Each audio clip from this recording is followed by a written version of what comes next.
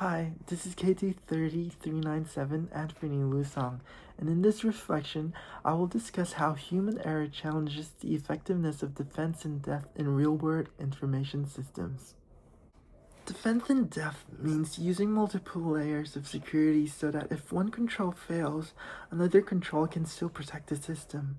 Week 5 explains this idea through access controls, sandboxing, privilege separation, and redundancy, noting that programmers make mistakes and protection systems fail, so multiple layers are needed. However, in practice, security failures still happen because these layers are designed, configured, used, and maintained by humans. One major issue is that human error is not always malicious. Week 1 states that human error can come from inexperience, poor training, incorrect assumptions, or other circumstances. It also says employees are one of the greatest threats because they are closest to organizational data. For example, employee may accidentally send confidential files to the wrong person, store data in an unprotected location, delete important records, or fail to follow security procedures even if the organization has firewalls, password, encryption, and monitoring. One careless action can still create a weakness.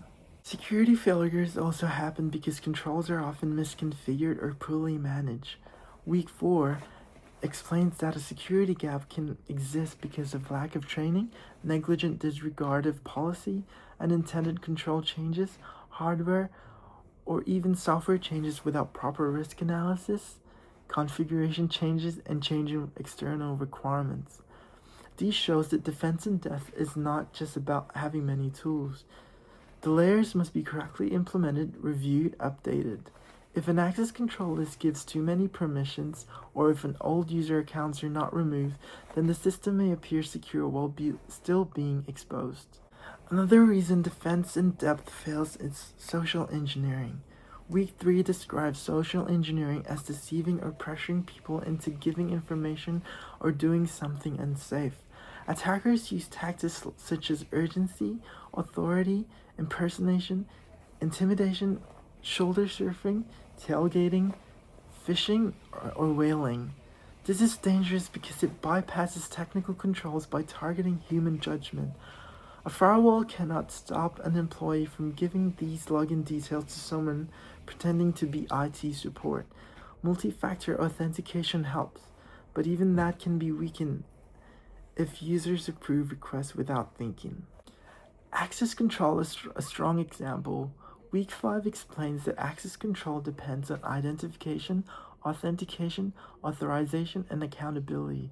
However, these controls can fail when people share passwords, use weak passwords, ignore logs, or give users more privilege than they need. Week 5 also warns that bad access controls models can create too much privilege, while controls that are too detailed may become too confusing for users to manage properly. This means security can fail from both oversimplification or overcomplexity. Modern systems also increase the human error problem. Week 2 explains that IoT devices are often deployed in large numbers, are difficult to update, may lack visibility, and are often not secure. In real life, many users ignore updates, use default passwords, or connect personal devices to work networks. Week 4 also notes that BYOD and mobile work improve productivity but introduce new risks, threats, and vulnerabilities. This means defense in depth becomes harder because the organization no longer control every device, location, or user behavior. Overall, my critical reflection is that the defense in depth is necessary, but it's not perfect. It reduces risk, but it does not remove risk. Security failures still occur because humans misunderstand policies, rush decisions, trust the wrong people, misconfigure systems, ignore updates, or fail to respond properly to alerts.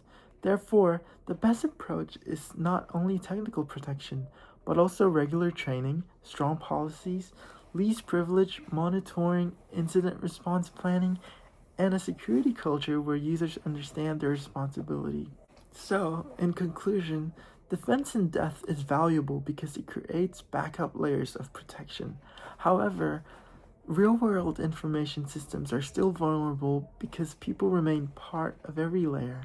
Human error can weaken the strongest security design, so organizations must treat information security as both a technology issue and a people and management issue. Thank you.